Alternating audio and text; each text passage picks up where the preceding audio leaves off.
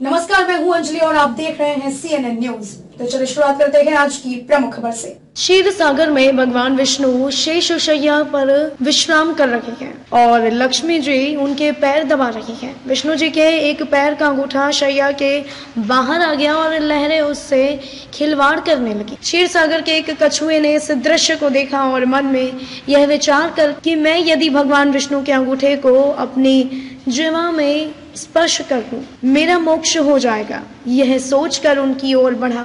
उसे भगवान विष्णु की ओर आते हुए शेषनाग ने देख लिया और कछुए को भगाने के लिए जोर से फुंकारा सुनकर कछुआ भागकर छुप गया। कुछ समय पश्चात जब शेषनाग जी का ध्यान हट गया तो उसने पुनः प्रयास किया। इस बार लक्ष्मी देवी की दृष्टि उस पर पड़ गई और उन्होंने उसे भगा दिया। इस प्रकार उस कछुए ने अनेकों प्रयास किए पर शेषनाग और लक्ष्मी माता के कारण उसे सफलता नहीं मिली। यहाँ तक कि सृष्टि की रचना हो गई और सतयुग बीत जाने के बाद त्रेता युग आ गया।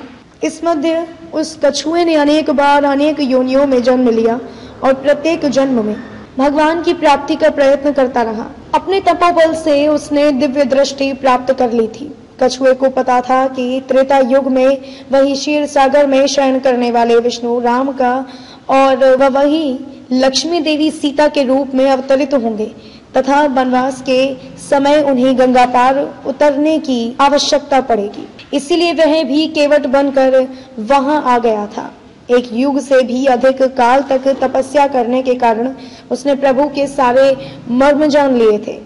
इसीलिए उसने राम जी से कहा था कि मैं आपका मर्म जानता हूँ। संत श्री तुलसीदास जी भी इस तथ्य को जानते थे, इसीलिए अपनी चौपाई में केवट के मुख से कहलवाया कि कहीं तुम्हारे मर्मों में जाना। केवल इतना ही नहीं, इस बार केवट इस अवसर को किसी भी प्रकार हाथ से जाने नहीं देना चाहता था।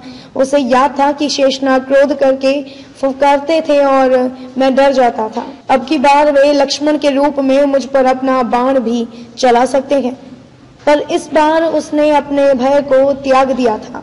लक्ष्मण के तीर से मर जाना उसे स्वीकार था, पर इस अवसर को खो देना नहीं। इसीलिए विद्वान संत श्री तुलसीदास जी ने लिखा है, हे नाथ, मैं चरण कमल धोकर आप लोगों को नाव पर चढ़ा लूंगा। मैं आपसे उतराई भी नहीं चाहता।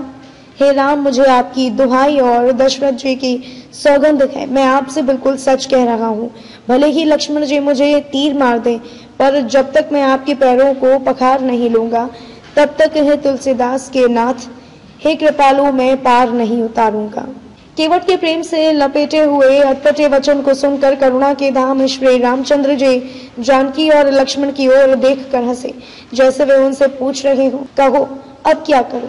उस समय तो केवल अंगूठे को स्पर्श करना चाहता था और तुम लोग इसे भगा देते थे, पर अब तो यह दोनों पैर मांग रहा है।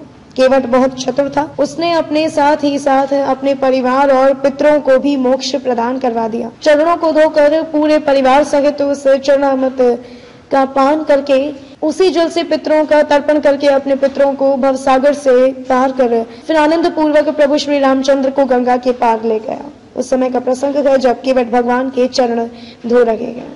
खबरों में अब तक लिए बस इतना ही। मिलते हैं फिर ऐसे ही किसी बड़ी खबर के साथ। तब तक के लिए नमस्कार और देखते रहिए CNN न्यूज।